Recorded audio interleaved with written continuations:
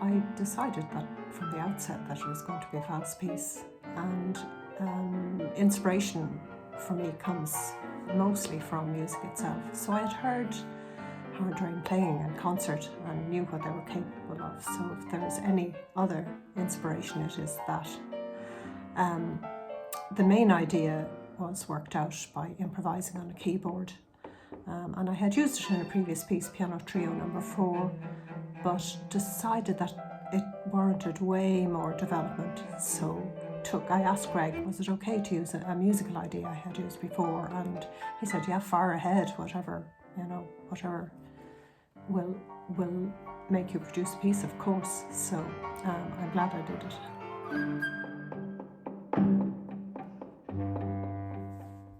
Yes, as a child I wanted to do two things. I wanted to play the piano and I wanted to sing in harmony. And I'd have to say, in the first lesson I thought I'd come out of my first piano lesson playing a Chopin Polonaise, so that was a bit of a disappointment, but piano and choral music have remained with me all my life. I still love both. Starting composition, well, when I'd finished college, I found that because I was teaching full time, I hadn't got the time or the energy even to maintain the standard of technique on piano that I had at that stage. So I started composing really tentatively. Now, there weren't very many people around me. I didn't know anybody around me composing. And there weren't as many performance opportunities at that time. So the very first pieces, the first piece was a piece for piano, or short pieces for piano, and the second one was a piece for SSA choir, and they both won competitions. So I thought, maybe there's something here. And then I went to the Ennis Summer School, which was directed by John Buckley and Jim Wilson. And that was of enormous help, to be in this community of people, and John was enormously helpful, of course. Later then, I met Michael Alcorn at that summer school, and he was teaching at Queen's, so I went to Queen's to pursue postgraduate studies with him.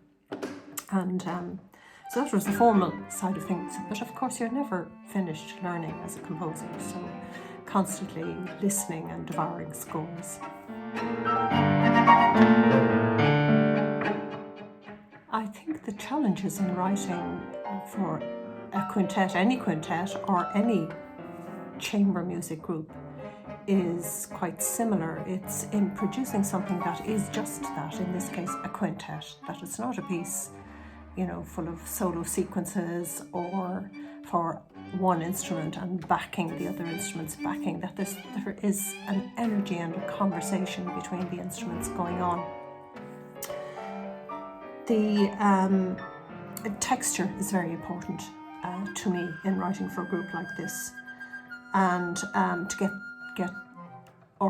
get the timbral balance right as well. For instance, in Non-Stop, I decided to work for the flute and clarinet, bass clarinet as a pair, and the two string instruments as a pair, and then the piano is other. I sort of thought about it in that way texturally. The fact that they are all, the members of Hard Rain are all actual soloists, means that they are proficient to the highest level they can play. They can play anything on their instruments, and this does make a big difference in writing, because you don't have to think about that aspect. Will they be able to do this? As I said, I'd heard them in performance, so I had no doubt as to what they could do.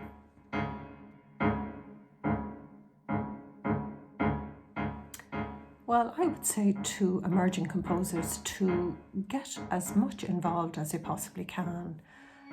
Go to events, surround yourself with composers and musicians, go to as many live performances as you can. That's as well as literally devouring scores and recordings. It's never been easier to access materials, scores, recordings as it is now.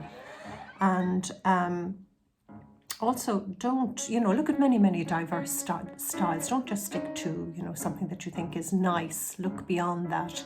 And if you don't like something, to ask, well, what is it about that I don't like, Is there anything at all I like in it? And, what is the reason that I'm, reacting against this work or this style? And the other thing I'd say is not to be afraid of rejection, because it doesn't mean you're not good. It just means that piece or that work is not the right fit at that time for that occasion.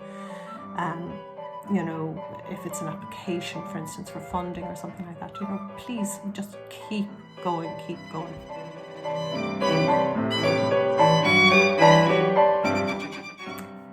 The idea that the piano enters with after the repeated notes of the beginning is the main idea in the piece, and it keeps returning, never exactly in the same way. It reminds me of some sort of fairground ride, but one of the more dangerous kinds, the kind that you might get thrown off at some stage. Then the pairs of instruments that I mentioned, the flute and bass clarinet, alternating with the violin and cello, they have repeated notes, and they work over the fairground pattern, if you like, on the piano. There's a darker section then after maybe less than 2 minutes where the piano starts a new idea, and the clarinet descends into its lowest register, and then some tapping on the wood of the piano and percussive sounds on both woodwind and strings. After that, there's a return of the first idea, developing all the time though. Never expect the same thing, because it's not going to be the same. Then everything seems to become even more insistent as it works up towards the climactic